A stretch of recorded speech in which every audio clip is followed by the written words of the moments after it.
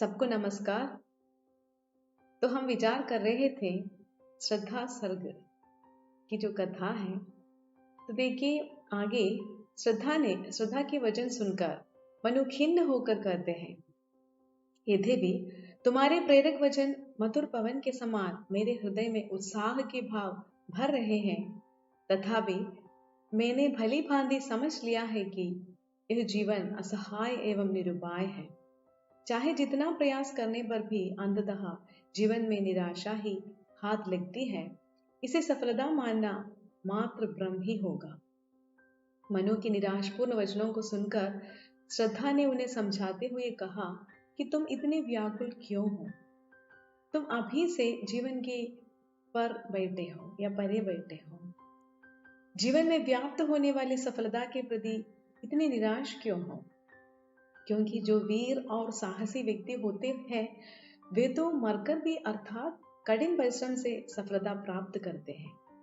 आगे श्रद्धा मनु को जीवन की वास्तविकता से परिचय कराती हुई बताती है, सांसारिक कार्यों में मुंह मोड़कर तपस्या करना जीवन का लक्ष्य नहीं है, बल्कि सांसारिक कार्य करना ही मानव का लक्ष्य होना चाहिए। सांसारिक कार्यों से दूर भागकर निरंतर तपस्या में लीन रहने के कारण तुम्हारे हृदय में उदासीनता उत्पन्न हुई है। फलस्वरूप निरंतर उन्नति की अभिलाषा से परिपूर्ण आशा जनित प्रसन्नता खो गई है। मनु को प्रेरित करने हेतु वो बताती है, फूलों का उदाहरण वो देती है। हे मनु, प्रकृति किसी सुंदर युवती के समान तासे तट के फूलों से अपना श्रृंगार करती है, बासी और मुरझाए फूलों से तो कतई नहीं। मुरझाए फूल तो धूल में मिट्टी में मिल जाते हैं, उसी प्रकार तुम अपने हृदय से निराशा को निकाल कर उसे प्रसन्नता से भर दो। यही जीवन की सफलता है। ये प्रकृति हमेशा प्राचीनता की केंचुली फेंक कर नवीनता ग्रहण करती है, क्योंकि परिवर्तन प्रकृति का शाश्वत नियम है।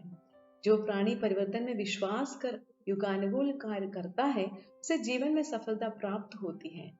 अतः आप भी इससे प्रेरणा ग्रहण कर कार्योन्मुख हो जाओ। इस तरह वो उसे प्रेरणा देती है। प्रत्येक युग का अपना धर्म, अपना विचार होता है, जो उस युग विशेष की पहचान होती है। विधाता की यह सृष्टि प्रत्येक युग रूपी चट्टान पर उस युग के धर्म एवं विचार के रूप में अपनी छाप छोड़ती हुई गंभीरता के साथ निरंतर विकास को प्राप्त होती रहती है। देव, गंधर्व आदि जातियां अपना धैर्य खोकर निरंतर उसका अनुसरण करती चली जाती हैं।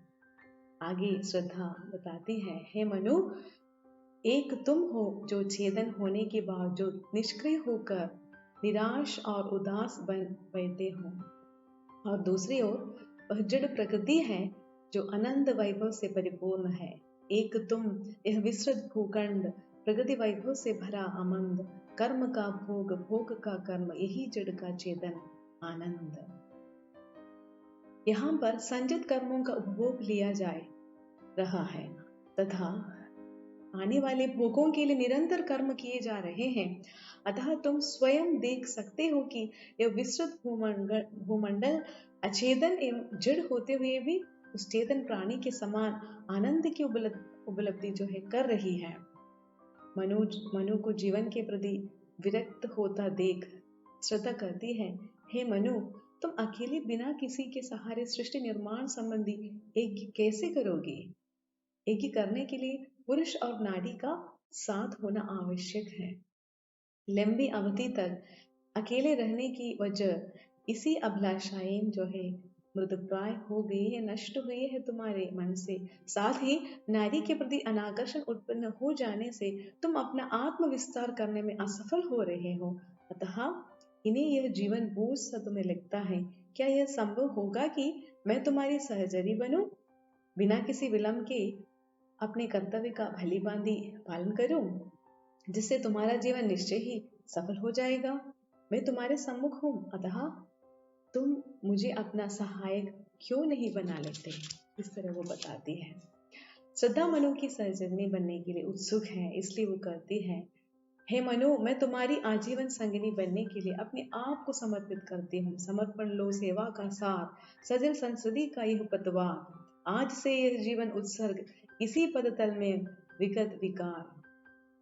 और तुम मुझे स्वीकार कर लो, मैं समर्पण सेवा का मूल तत्व यह समर्पण सेवा का मूल तत्व है, जो दुख रूपी जल से भरे हुए इस भव सागर में जीवन रूपी नाव को पार ले जाने की वाली पतवार के समान है। आज मैं निर्विकार भाव से युक्त सेवा भाव से तुम्हारे चरणों में अपने जीवन को समर्पित करती हूँ। श्रद्धा मनु से आगे करती है, मेरा हृदय दया माया ममता माधुर्य अगाध विश्वास आदि कल्याणकारी भाव से भरा हुआ है। मेरा यह हृदय तुम्हारे सामने खोलकर मैंने रख दिया है, जो तुम्हें समर्पित है। इस प्रकार आत्मसमर्पण करने के पश्चात श्रद्धा मनु से कहती है, हे मनु, अब देव जाति का विनाश हुआ है, इसके स्थान पर एक नवीन सृष्टि का निर्माण करना है। इसलिए तुम नवीन सृष्टि के प्रवर्तक बनकर सृष्टि नव निर्माण का मूल वजह बन जाओ।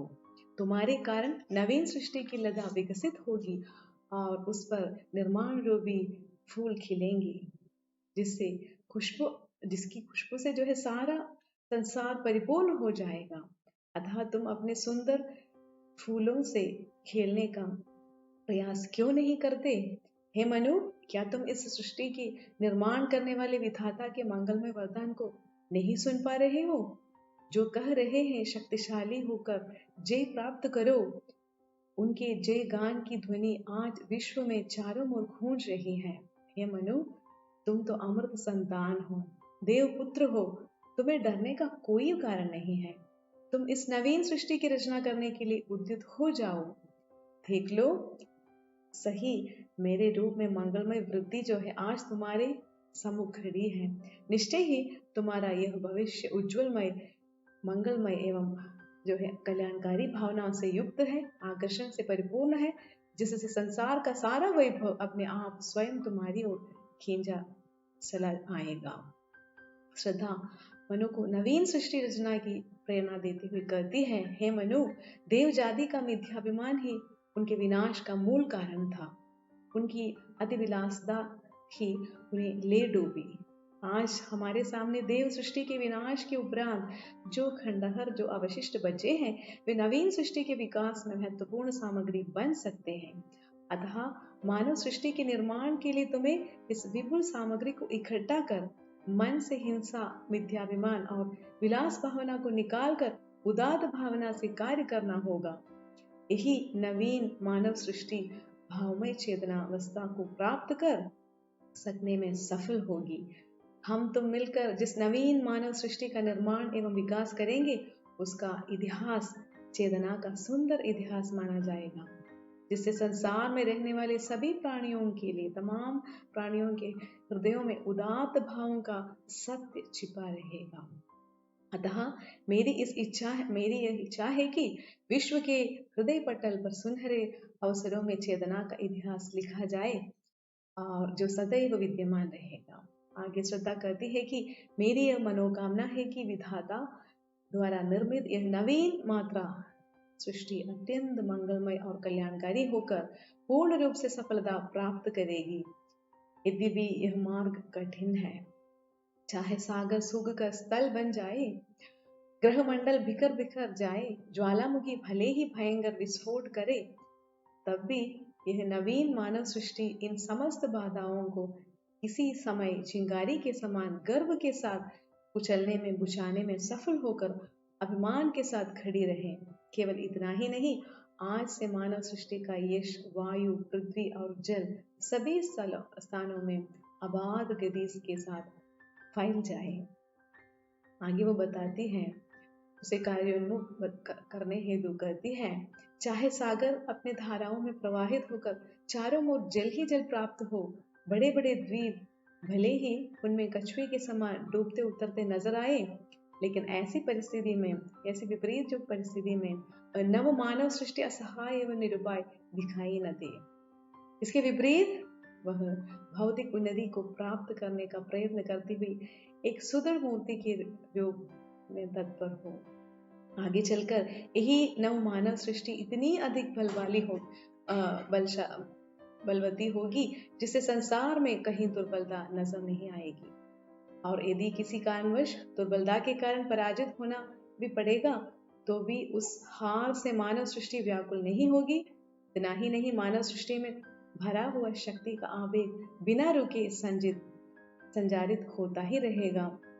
आगे वो करती है, जैसे कि वो बताती है, शक्ति के विद्युत कण जो व्यस्त विकल बिखरे है हो निरुपाय, समन्वय उसका कर लो, समस्त विजयनी मानवता हो जाए। यानी कि शक्ति के कण अलग अलग होकर, खंडित होकर एक एक टुकड़े के रूप में बिखरे हुए पड़े हैं।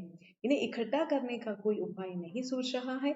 यदि यह मानव सृष्टि समन्वयवादी दृष्टिकोण को अपनाकर जो शक्ति कण बिखर बिखर गए हैं उन्हें इकट्ठा कर लिया जाए तो निश्चय ही, अवश्य ही यह मानव सृष्टि सफल हो सकेगी, ऐसा मेरा दृढ़ विश्वास है। और इसी संदेश के साथ श्रद्धा सर्ग समाप्त होता है और मैं आपसे विदा लेती हूँ। धन्यवाद।